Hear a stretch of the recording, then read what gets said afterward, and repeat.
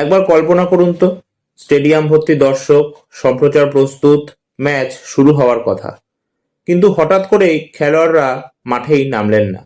মুহূর্তের মধ্যে ম্যাচ বাতিল হয়ে গেল, আর সেই সঙ্গে থমকে গেল পুরো বাংলাদেশ প্রিমিয়ার লিগ।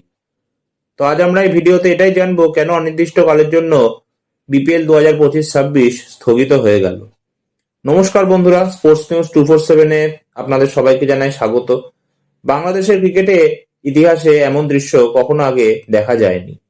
খেলোয়াড়দের প্রকাশ্য বয়কট, আর বিসিবির বিরুদ্ধে ক্ষোভ এবং এক বিতর্কিত মন্তব্য, সব মিলিয়ে বাংলাদেশ প্রিমিয়ার লিগ এখন চরম অনিশ্চয়তার মুখে।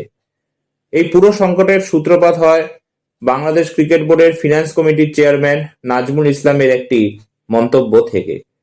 তিনি প্রকাশ্যে বলেন, যদি বাংলাদেশ 2026 সালের আইসিসি টি-20 বিশ্বকাপে ভারতে না যায়, তাহলে বোর্ডের কোনো আর্থিক ক্ষতি হবে না, ক্ষতি হবে শুধু খেলোয়াড়দের, কারণ তারা ম্যাচ ফি পাবে না। এখানেই শেষ নয়, তিনি আরো বলেন, বোর্ড খেলোয়াড়দের পিছনে বিপুল অর্থ খরচ করে, কিন্তু আজ পর্যন্ত বাংলাদেশ কোনো বিশ্বমানের ট্রফি জিততে পারেনি। এমনকি তিনি ইঙ্গিত দেন, খেলোয়াড়রা ব্যর্থ হলে টাকা ফেরত দেওয়ার কথাও ভাবা উচিত। এই মন্তব্যে স্বাভাবিকভাবেই বাংলাদেশের ক্রিকেটারদের মধ্যে তীব্র ক্ষোভের জন্ম দেয়। এরপরেই মাঠে নামে cricketers welfare association of Bangladesh বা CWAB। তারা স্পষ্ট জানিয়ে দেয়, নাজমুল ইসলাম যদি পদত্যাগ না করেন, তাহলে খেলোয়াড়রা আর মাঠে নামবেন না। এটি কোনো হুমকি ছিল না, বরং ছিল একটি সংগঠিত প্রতিবাদ।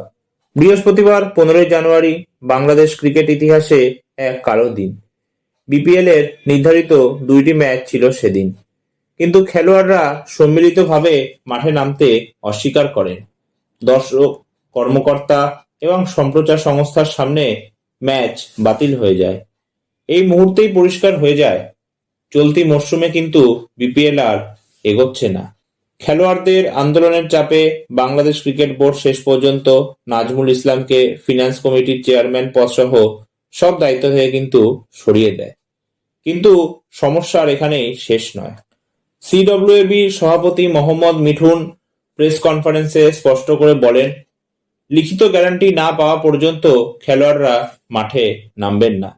অর্থাৎ শুধু মৌখিক আশ্বাসে আর ভরসা নেই। যদি বিপিএল এর বর্তমান অবস্থার কথা আমরা বলি, তাহলে এই মরশুমে এখনো পর্যন্ত কিন্তু 34টি ম্যাচ হওয়ার কথা ছিল, কিন্তু এখনো পর্যন্ত হয়েছে টোটাল 24খানা ম্যাচ। 15 জানুয়ারি 2টো ম্যাচ বাতিল হয়েছে। ফাইনাল হওয়ার কথা ছিল 23 জানুয়ারি। কিন্তু বর্তমান পরিস্থিতিতে লিগ আদৌ আবার শুরু হবে কিনা তা নিয়ে কিন্তু বড় প্রশ্নচিহ্ন তৈরি হয়েছে। যদি বিপিএল আবার শুরু হয়, তাহলে বাতিল হওয়া ম্যাচগুলো পুনরায় খেলা হতে পারে, কিন্তু তার আগে দরকার খেলোয়াড়দের আস্থা ফিরিয়ে আনা, বোর্ড ও ক্রিকেটারদের মধ্যে সম্পর্কের মেরামতি এবং সবচেয়ে গুরুত্বপূর্ণ সম্মান। কারণ ক্রিকেট শুধু টাকা বা ট্রফির খেলা নয়, এটি সম্মান, আত্মমর্যাদা এবং তার সাথে কিন্তু বিশ্বাসেরও লড়াই। তো বন্ধুরা, এই সংকট থেকে বাংলাদেশ ক্রিকেট কি শিক্ষা নেবে? বিপিএল কি আবার মাঠে ফিরবে, নাকি ইতিহাসের পাতায় এটি থাকবে এক ব্যর্থ মরশুম হিসাবে? তো এই ভিডিওটা এতটাই। ভালো লাগলে প্লিজ ভিডিওটা লাইক, শেয়ার আর চ্যানেলটা সাবস্ক্রাইব করতে ভুলবেন না। ভিডিওটা কেমন লাগলো প্লিজ কমেন্ট করতে ভুলবেন না। তো আর একটা নতুন ভিডিও নিয়ে আপনাদের সামনে আমি এবার উপস্থিত হব। ততক্ষণ ভালো থাকবেন, সুরক্ষিত থাকবেন। ধন্যবাদ।